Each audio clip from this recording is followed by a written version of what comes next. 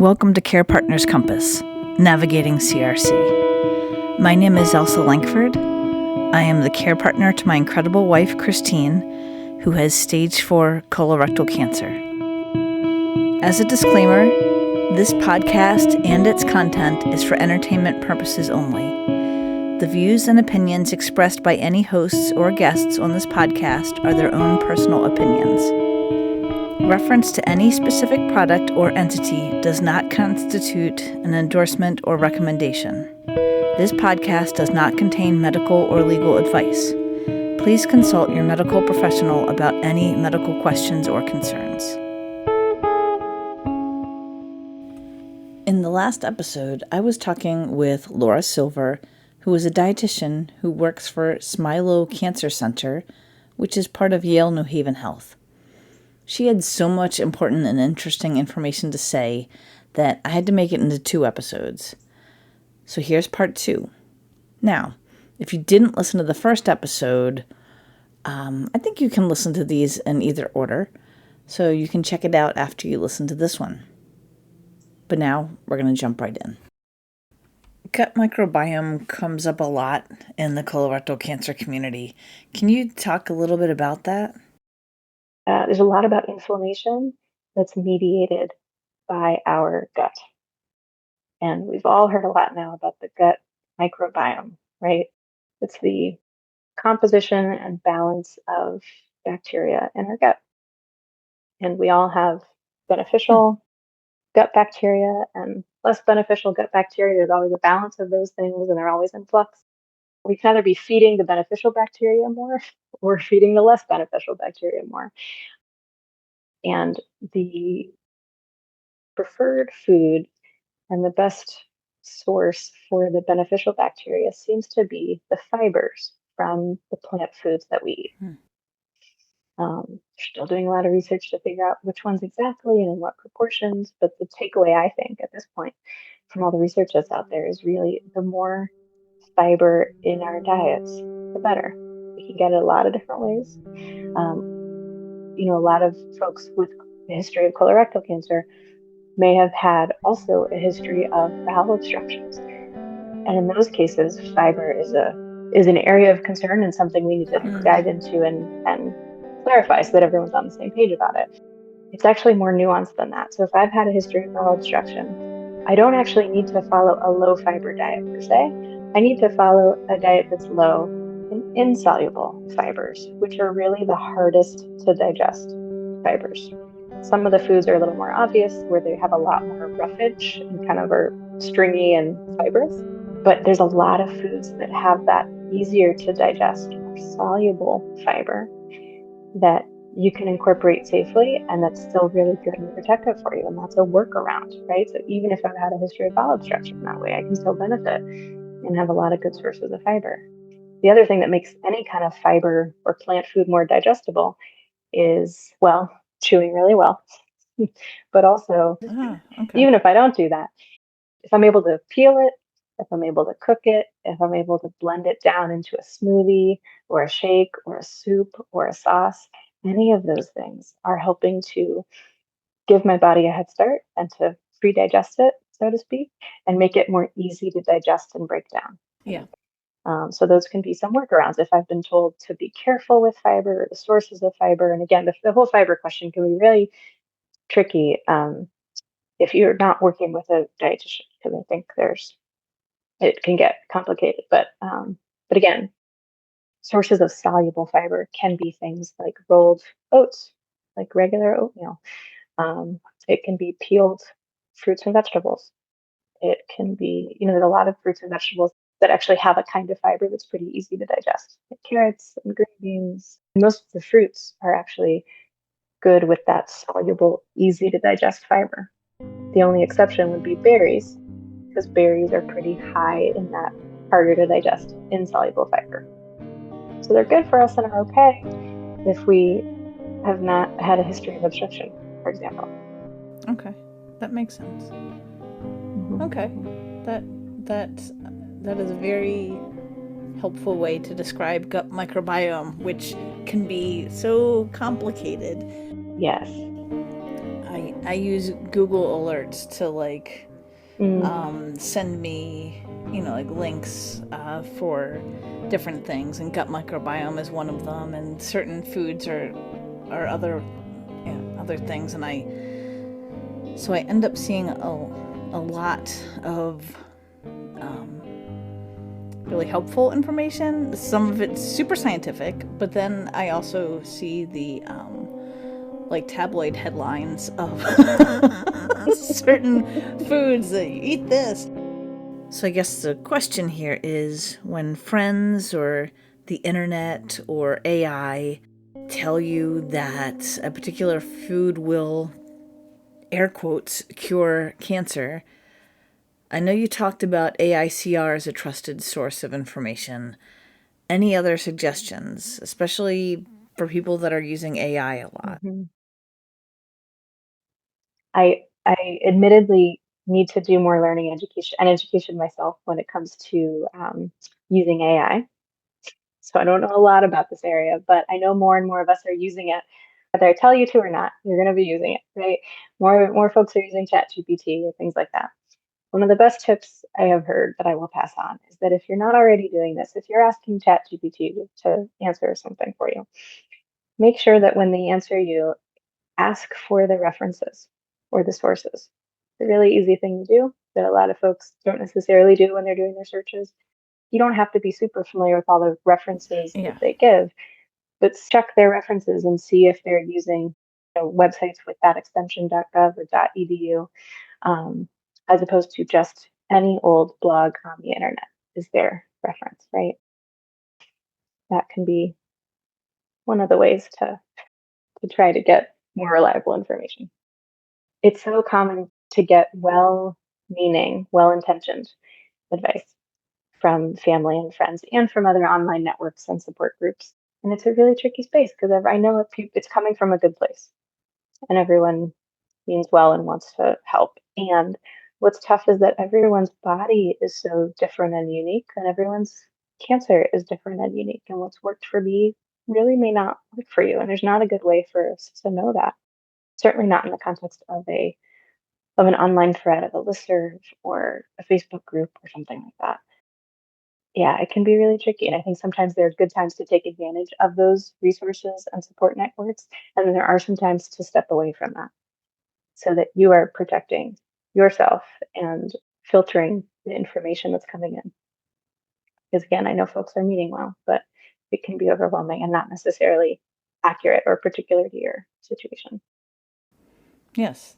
Can I ask you the burning cancer nutrition question that I always hear and it drives me nuts? I know the answer to it. Does eating sugar give you cancer? I shouldn't laugh when I'm saying this, but it drives me nuts. Yeah. Yeah. Yeah. Does eating sugar give us cancer? No. The answer is no. And I actually wish it were that simple.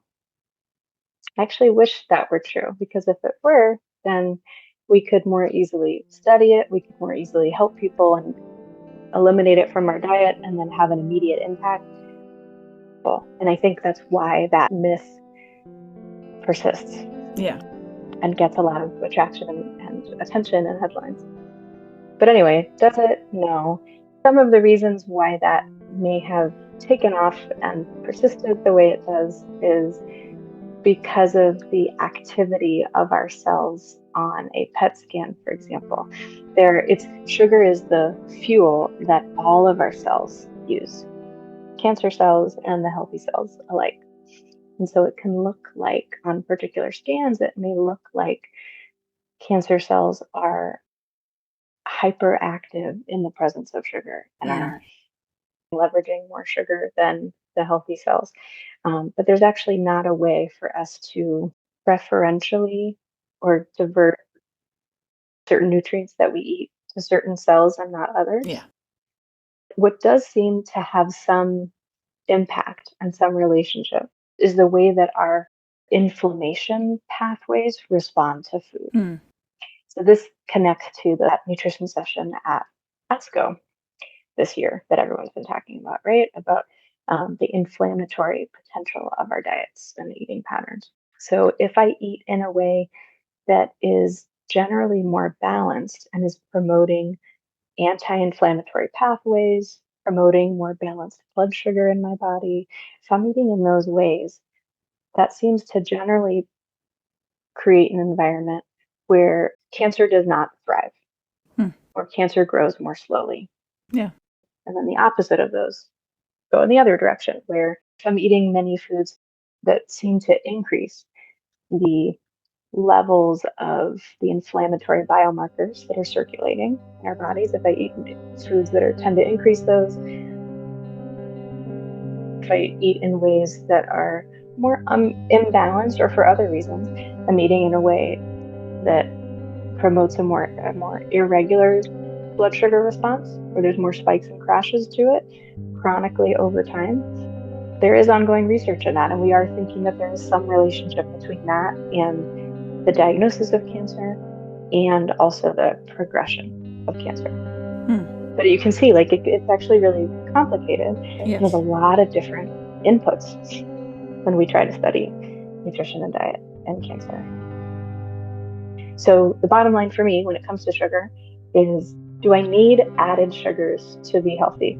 If I never touched ice cream, cookies, candy again, I would be healthy and I would not need those foods. So if you want to cut out all added sugars from your diet, sure.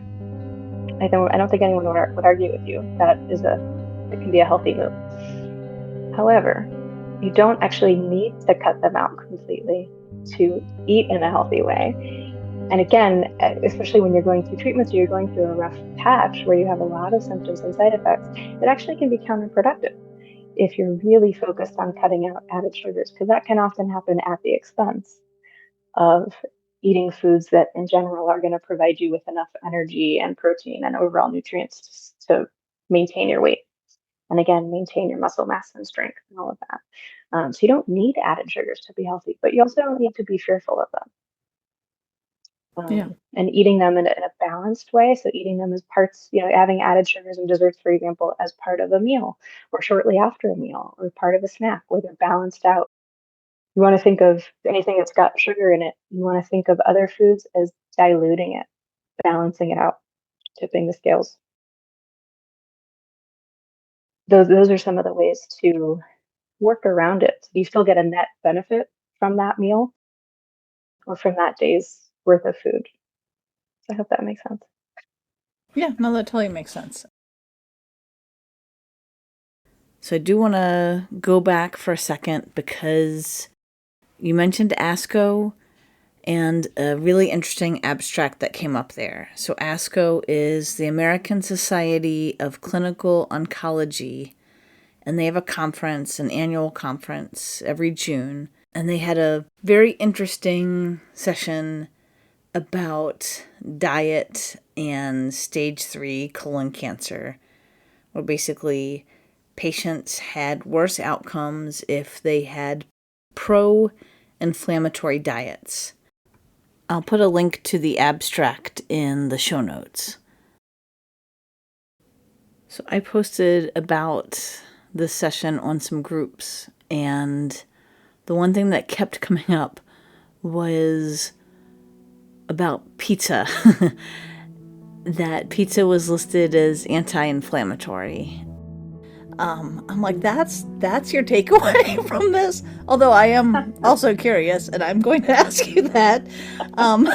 Because it seems like such a promising thing. I mean, it's a direct correlation between how, as a care partner, I can assist my loved one, maybe providing the nutrition that might, who knows, it might be helpful not just for her quality of life, but there might be more to it than that. So,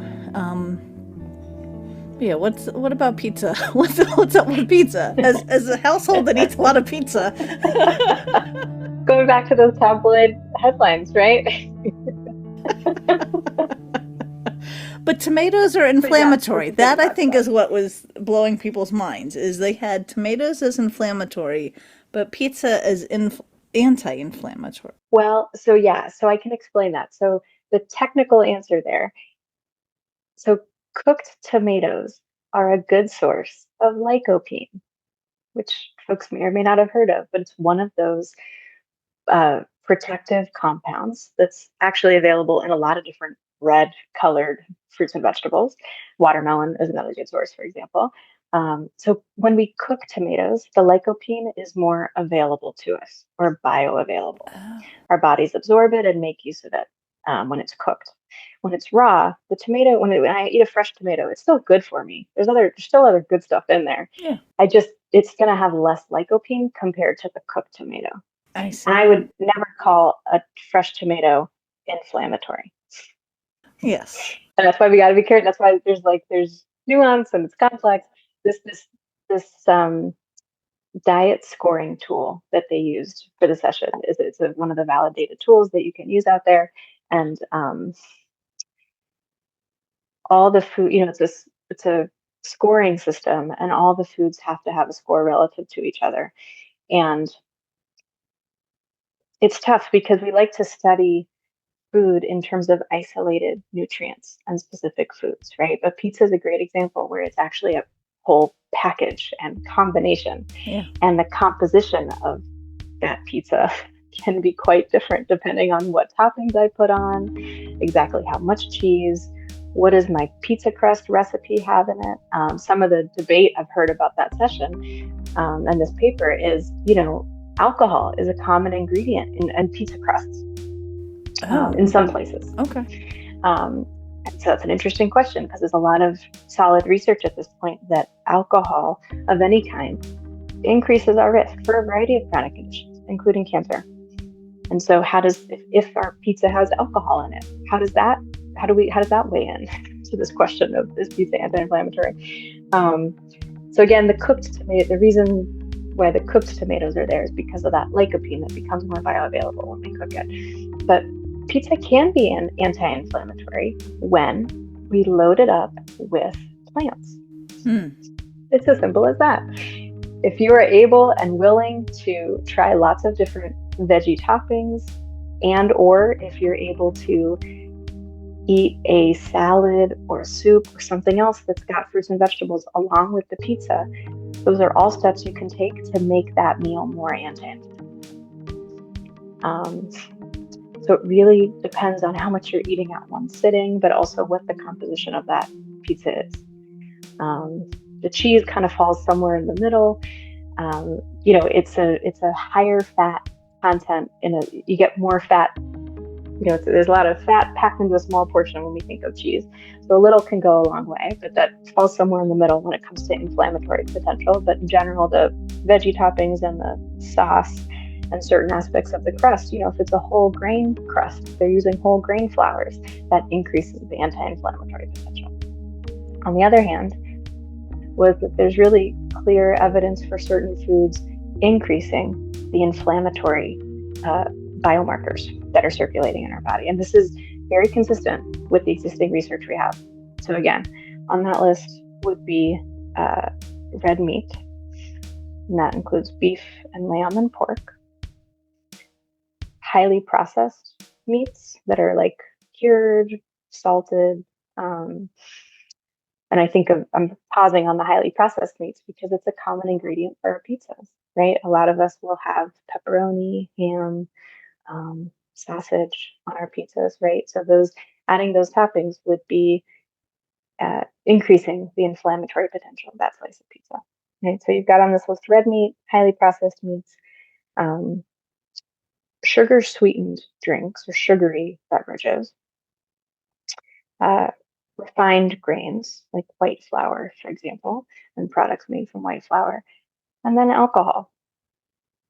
And all of those things, there's growing research that all of those categories do increase the level of inflammatory biomarkers that are circulating. Still not the end all of diet recommendations, right? But the more that we can be aware of what those foods are, what those categories are, and limit them in our diets, it does seem to be more protective when it comes to incidence of cancer, but also progression and recurrence and our response to treatments. Okay. Oh, that is fascinating. I'm pausing for a second because it's a lot to keep track of. When you're a care partner, when you're a patient, thinking about inflammatory, anti-inflammatory, nutrition, protein, all of that, it can be overwhelming, especially if you don't cook. Luckily, Lora addressed this too. Depending on, again, where you're seeking care, you might have a teaching kitchen available. So Yale actually has a relatively new teaching kitchen where you can take classes, some in person, some virtual, and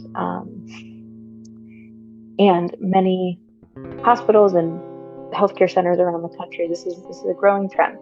So I would look for a teaching kitchen in your area, or perhaps through the hospital or cancer center where you are, and see if you can access any of that. Because teaching kitchens, the whole idea is that they are providing evidence-based nutrition information and making healthy recipes that also taste good and are flavorful, but they're really based first in, recipes and therapeutic approaches to nutrition and your condition or your diagnosis. That is fantastic. I was going to say, wouldn't it be awesome if there were cooking classes for people and families with cancer? And there are. That's amazing. That is a thing.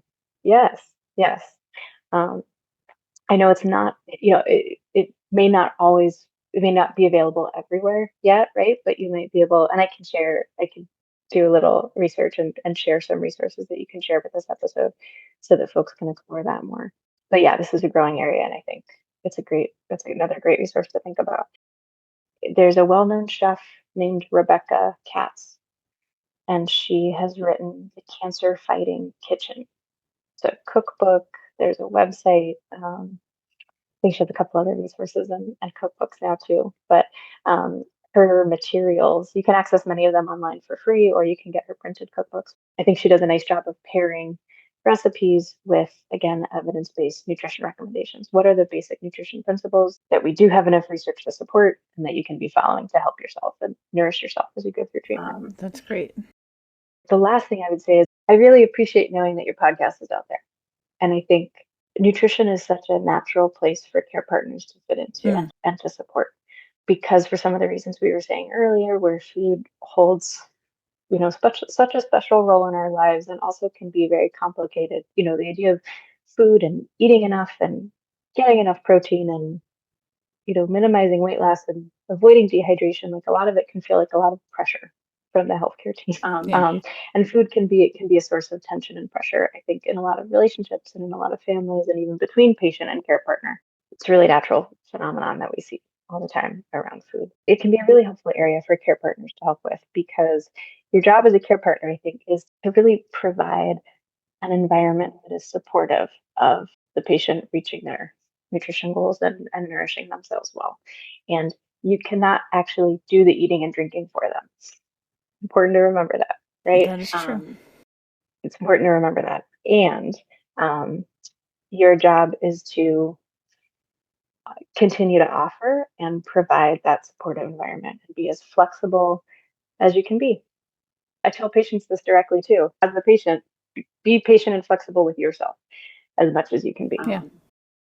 But also tell that to care partners and other loved ones that are part of the team. I hope that helps too. I think this stuff can be pretty complicated, but I think care partners can really plug in and be really supportive, even just in navigating a lot of the evidence-based resources we've talked about, sifting through recipes and really knowing like what flavors and what kinds of meals are going to appeal most to their loved one.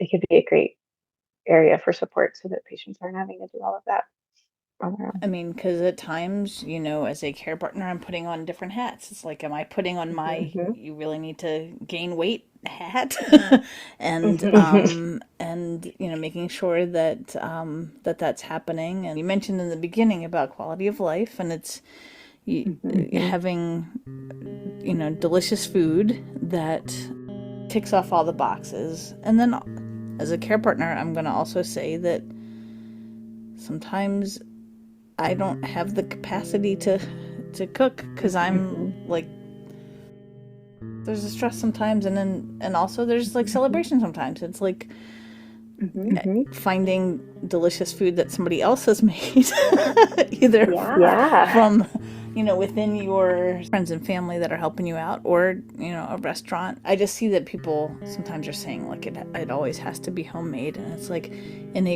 maybe in a perfect world, but we don't. Yeah. Processed foods have been getting a bad rap, especially lately. And there's a lot of processed food, like many things, is actually a spectrum. And there's many examples of processed food or processing that do not remove any nutrition and actually only increase the convenience and have time-saving effects for us. I can help you with lots of tips and tricks to save money and eat healthier. And but if I'm going to cook everything from scratch, there just is at some point you're trading time and money. Yeah. There's no way around that in our current food system. I don't have any special tricks up my sleeve to help you around that. I wish. So I think that's important to acknowledge and remember. And I think there can be some degree of convenience food. There can be lots of healthy options that are out there available, and also some so what I would call like lightly processed foods that you can get at a grocery store, that you can get at the deli counter, or they might have pre-chopped some things. Whenever you're getting canned or frozen or packaged items where they've not added salt, not added sugar, or they've added minimal amounts of salt and sugar, that actually might still be a really good, healthy, nourishing option for you. Yeah. That's just saved amount of time and has made the healthy option the more convenient option. And that's really important. A big thanks to Lora Silver for being on the podcast. In reflecting back, because I've had a little time, a couple weeks since I recorded this interview, I have to be in a special frame of mind to edit podcasts, especially listening to my own voice. But I have to say that this was really inspiring to me in terms of food selection at the grocery store, what I'm cooking, how I'm cooking, and I hope that this helped inspire you as well. Sometimes there's only so much that we can do as care partners, and cooking makes me feel like I'm being really helpful, and I hope that when I cook that that care comes through in the food. It's not just nourishment, although it is that. I think that it's more, and I hope that these episodes helped inspire you too.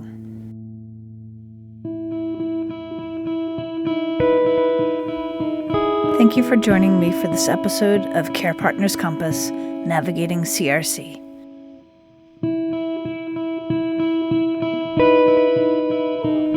If you subscribe to the podcast on your favorite podcast app, you know exactly when the next episode comes out.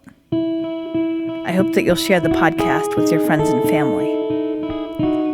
The transcript of Care Partners Compass, Navigating CRC, and additional links can be found on our website, carepartnerscompass.transistor.fm.